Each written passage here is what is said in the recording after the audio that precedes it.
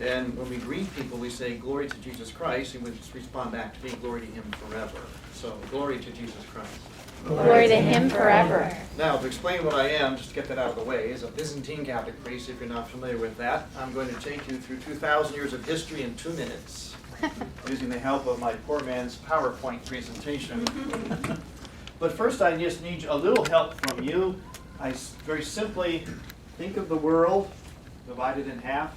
Eastern Hemisphere, Western Hemisphere. Remember that from geography? Real simple. Okay. Can you name a country in the East? Eastern Hemisphere. Any country east. Turkey. Excellent. Very good. Okay. Any country in the Western Hemisphere? This should be easy. United States. Good. All right. So now it would not surprise you that somebody in Turkey might have a different language, different history, different customs than somebody in America, right? That wouldn't surprise you, right? No, it's different cultures, right? Basically, civilization developed along 2 worldviews. That's why they can be divided basically in terms of East and West. Have an Eastern perspective and a Western perspective. We are unfortunately seeing a great tension in that in our world today. That's part of what this whole war on terrorism is. It's a big part of it is it's different worldviews that are clashing. They're supposed to be complementary. It's kind of like a marriage, like a human race. We're all human, but some of us experience that same humanness as men, and some do it as women. All human, but yet 2 different experiences, complementary experiences of that one same humanness. Well, civilization is the same way. And so is the church. The church developed along 2 worldviews, East and West. In other words, wherever the gospel went, the apostles went out from where it all began, with Christ. When they went to every corner of the world, if they went east, the church took on the character of the Eastern culture it was in. If they went west, it took on the character of the Western culture. So, to make it real simple, it looks something like this. First slide here. This is a little graphic of the church. East and West. Notice they're 2 different colors, different shapes, but they're together as one. Again, kind of like a marriage, like man and woman. Now, though, what happens, oftentimes in the relationship between man and woman, there can be disagreements and estrangements. So the history of the church really is about a whole history of breakups, unfortunately. The first one began to happen in the East, began to break apart within themselves, so disagreements over Christological heresies. But the big split, I call it the Great Divorce, called the Great Schism, happened in 1054 AD. East and West were together for 1,000 years. Again, one church, one belief, but expressed differently, East and West. And they had a split between them in 1054 AD. The East called itself the Eastern Orthodox churches. The West called itself the Roman Catholic Church. How many of you are Roman Catholic?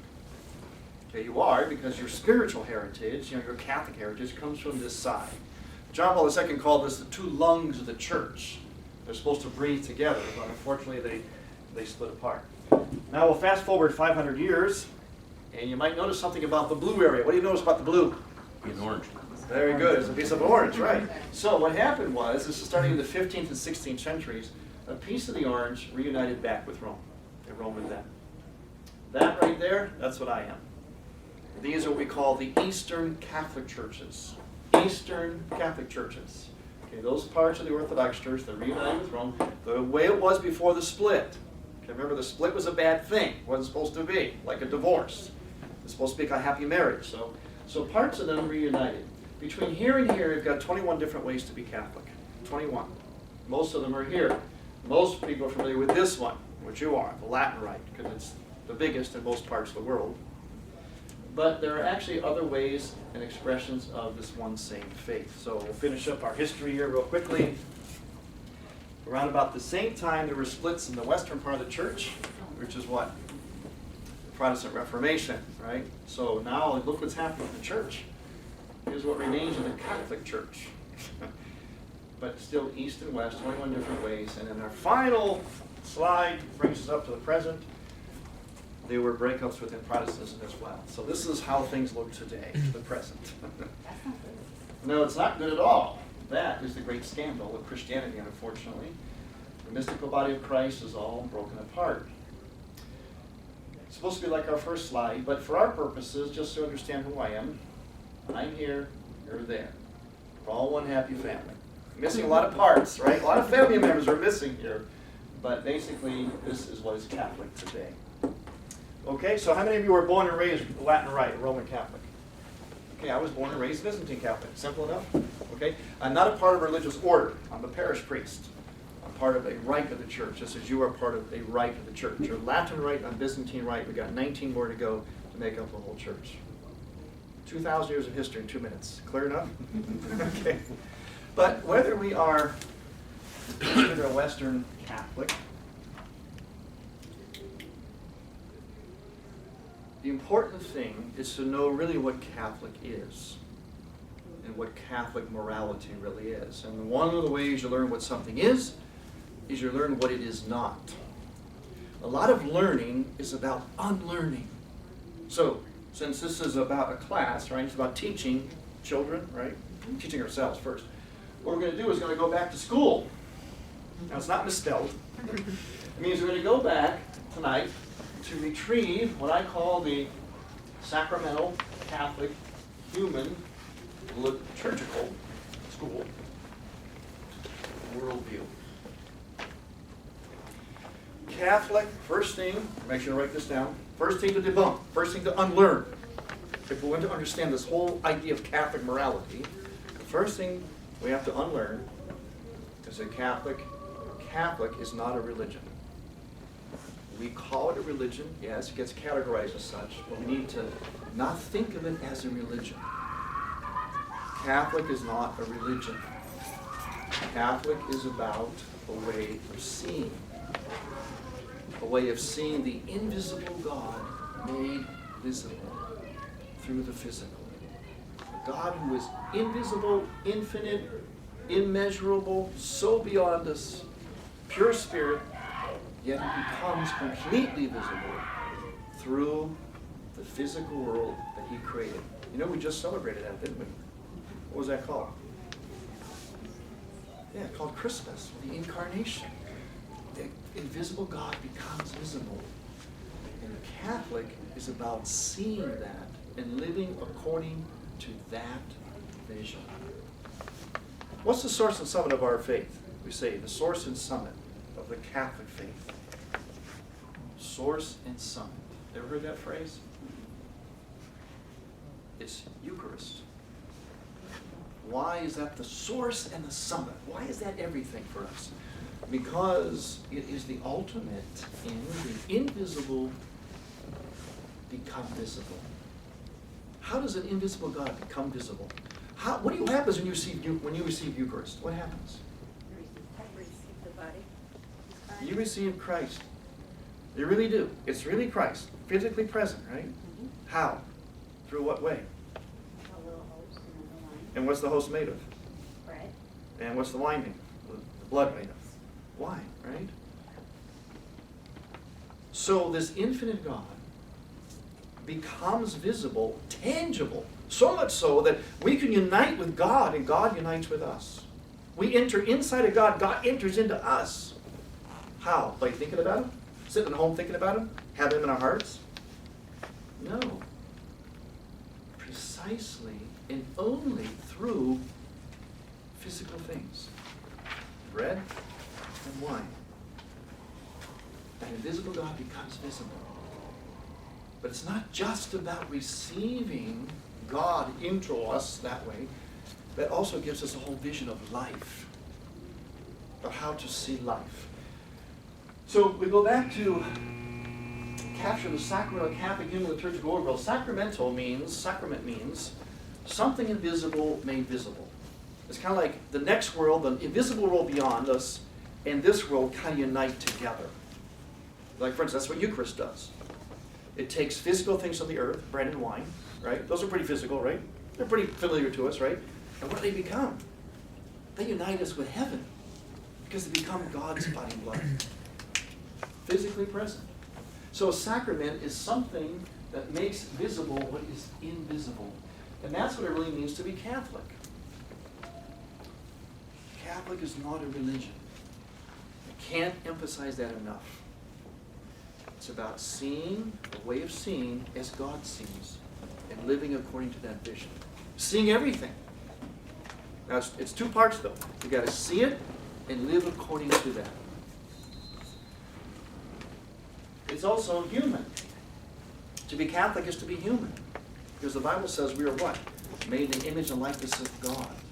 Because we image God. We're walking, talking sacraments. Every human being is Catholic. That's right.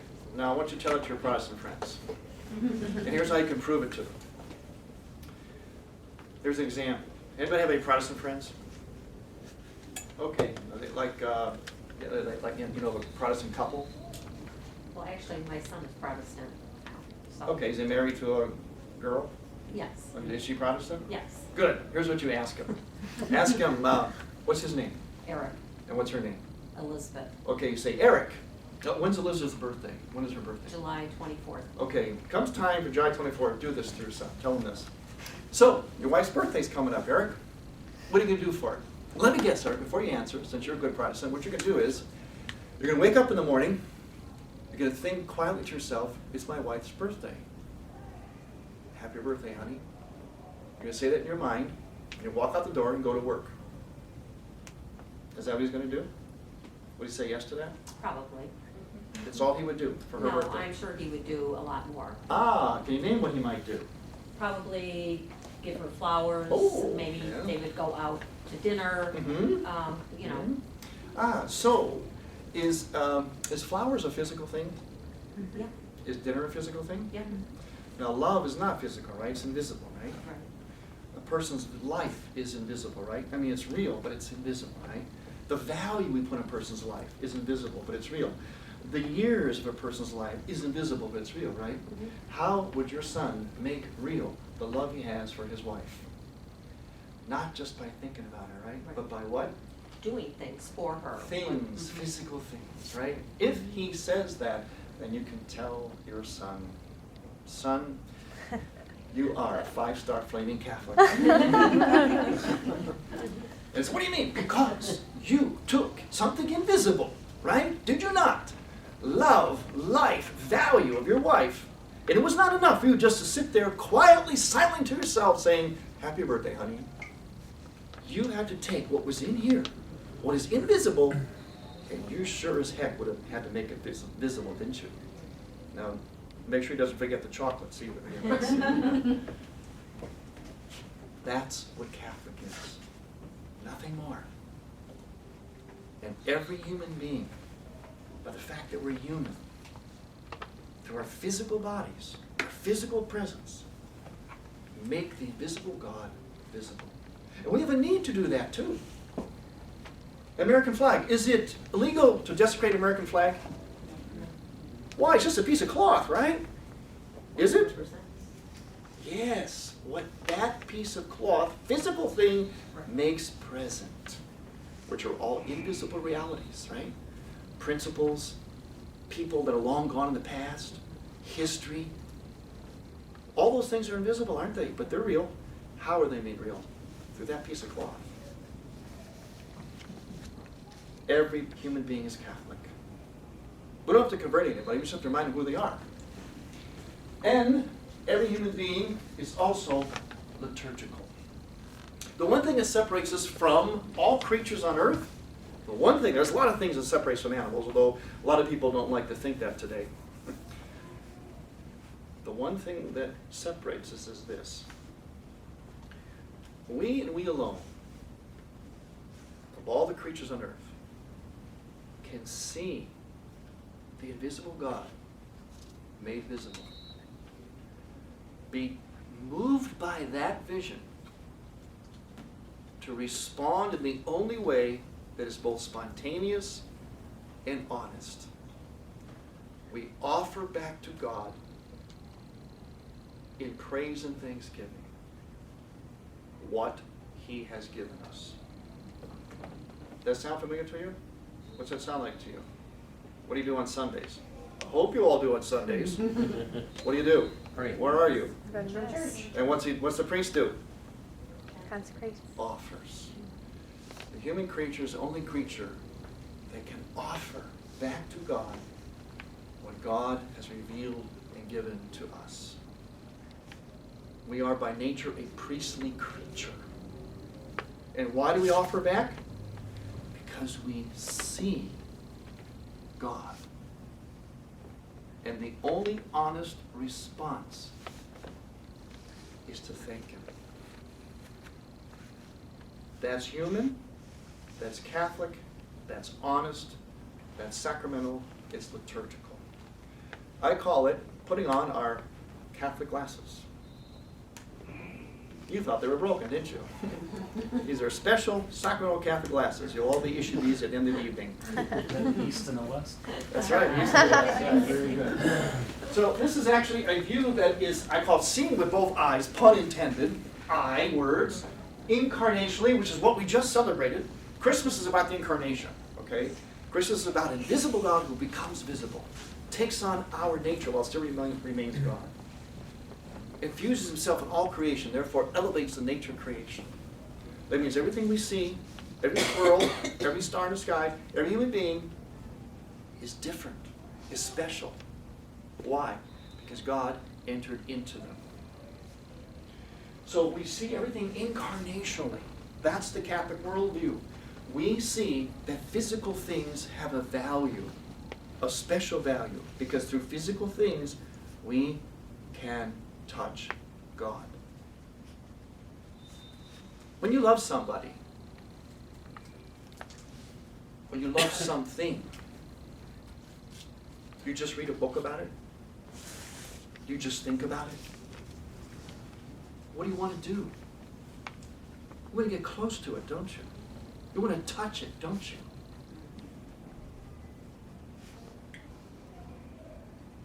You want some physical manifestation of what it is that you feel. You want to incarnate. It means to inflesh what you feel. That's the Catholic worldview. This is what God did. He loved us so much, He wanted to become part of us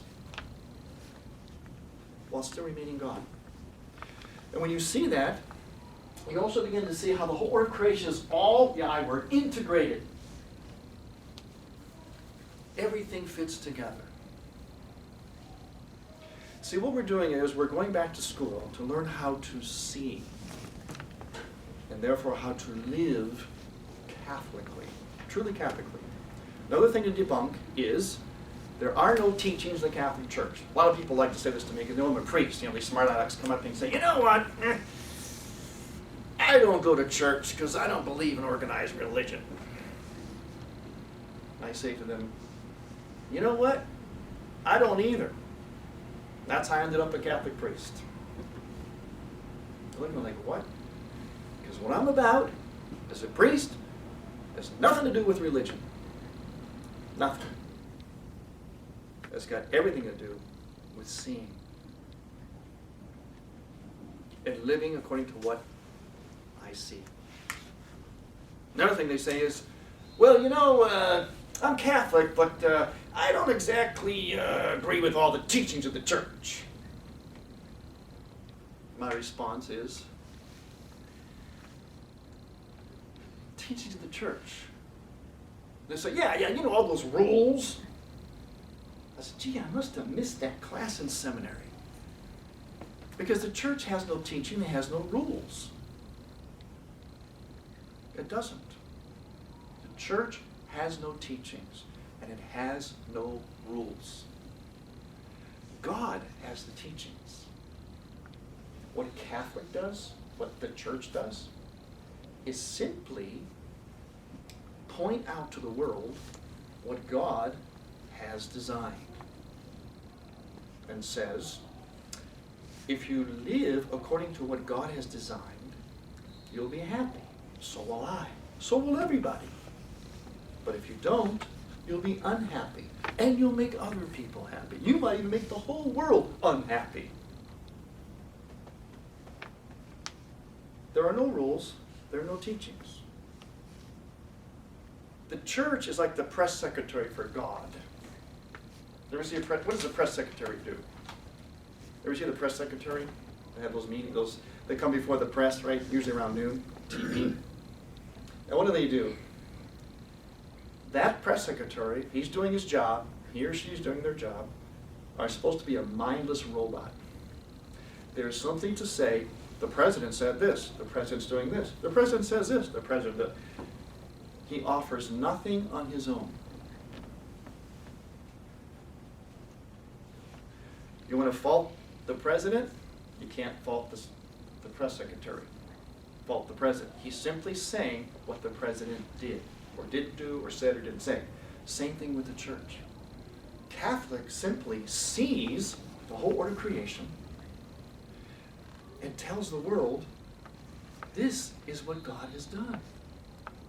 Isn't it wonderful? Now, if you follow that, you'll be happy. If you're honest with that, you'll be happy. So will everybody else. But if you don't, there's going to be unhappiness. The basis of so much when we think about Catholic morality, whenever you think about the subject morality, Catholic morality, what comes to your mind right away? Most people's mind, especially think of Catholic morality, those Catholics. What area they're going to talk about, knock us for? The area of sexuality, right? Why is that? Why is that such a big deal? Well, John Paul II was going to be named a saint. You know that, right? He knew, as he looked at the world, that this whole world, this whole issue of sexuality was big. It was foundational. And he knew that we were in a whole world of hurt over that issue. He knew that the modern world was not getting it right. And he posed a question. He said, here's what it comes down to. This is a quote from his Theology of the Body. Human life, its dignity as well as its balance, depend at every moment, every place of geographic longitude and latitude on who she shall be for him and he for her. I'll translate that. Basically he's saying, why are you a woman? Why? I mean the real why. Not what Oprah says. But the real why. Why are you a man? I mean the real why. Not what Dr. Phil says. And he said, Pope said, unless you know why you're a woman, I mean really why you're a man, really why, you won't know how to be that. And you won't know how to be that for each other. Unless you know the how, you do not know, unless you know the why, you do not know the how. So what he did was, he said, I'm going to come up with a way, try to help the world, the modern world, go back to school.